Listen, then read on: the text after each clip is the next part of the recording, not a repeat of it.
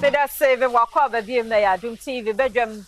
health tips na ocean no me did fear amankwa tamaklo me da wase pa e me na da age 5 minutes bia wonya eti apomdi mu nsemi we your first time ya da se ya hye no so se bre no du ho no ma jo ada de kosi fear da bia no end point from your particular clinic at that moment ya the health tips no ebro na what mu menstrual disorders we obegunu young onwo mpo na menses ye bibia wo ho a tie san komo we Dr. Dubois Tembebo ye no to aso dog ye mo kwaba ye na ase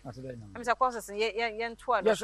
normal e de ye di menstrual disorders on komo me akere the types of menstrual disorders here e kan bi say amenorrhea obi an menses na makora ye kan dysmenorrhea obi an de so be ban so na ya say we no ye kan menorrhagia obi an de ne ba e ba ne bum bum bum bum obi an de no moja no e betuma ba ba 2 weeks ana 1 month and menses nin try na akwakoye ohawa ma no obi so de ba moja ne ba kete e ba ne scanty form as de moja no ye sa de nsuo asa afra moja ni eni nyina no e ya de ya ka e na ye hwese ende ye heard the causes na causes no me can be about fibroid say fibroid bi o wa it depend on the type of fibroid obu a fibroid no e wa wodi anim etima ne menses ne e ba more obi so de no wa wodi na no etima ne menses ne ba ketu abi ye obi bu abeka ne say polycystic ovarian syndrome e no ye hormonal condition okay no etima ma bebre no ano ebi bebre nya wo menses you don't get it at all omu ana aba omu ana ekọ no age be na we do menopause like wow menstruate age for menopause no differs ba oba bia no wo fertile time no wo about 35 years age it say bi ene na mafo ya mfanso o masa fe nya o menses ntem no there's a likely to menya o medu menopause ntem so obi nya ne menses no be 16 years o sa say onya ne be 16 years ya likely say the menopause no betima ko be 55 there about so obi onya ne de be 10 years no like say obi na bi o ha 48 50 years onya ne menses onya menopause da so just say et obi o ha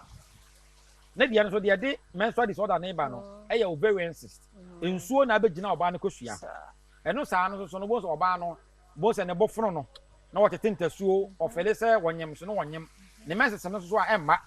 eno so na ya ase ayekutu na bibia be hye na ya ase eno so e ya de ba kwa etimi de menstrual disorders ni bi e ba be so ye ya de bi e friend say PID pelvic inflammatory diseases okay eno so bo hwemu no bebre no ano e infection de e de ba e manya PID no a bebre no aso entimi omo so menses no e sha ase se enya po omu sha ase so munya problems e ye de e wo ho ene ye kan bibi about hormonal imbalances enam so hormones no so balance ni ntino obi wo ha etimi an menses no etimi teko eso so na nyinsan bia so enye dey eni ho na mom ana kofa menstrual disorder na ba be so eni pada the kwai be mo hu se wo menstrual disorders ni bi no ene se oba wo ho na menses ma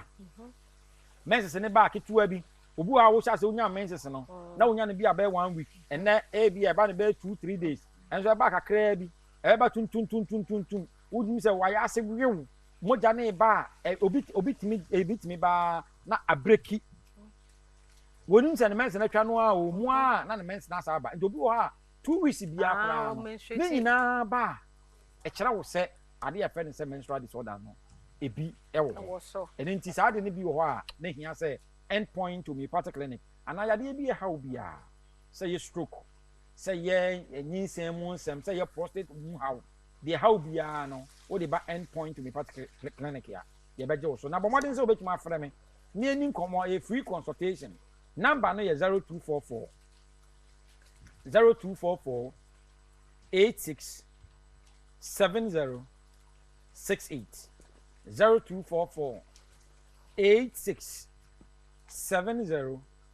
68. That I say Dr. Dubois now obtaining cano endpoint homeopathic clinic na daroma and ye don't come away a bro watch na you 5 minutes a jwada de kosi fear de bia ye treat it one topic and ye did ya ba be do me watch na so kwa hoden wo ha wadaroma kan ye ho na ye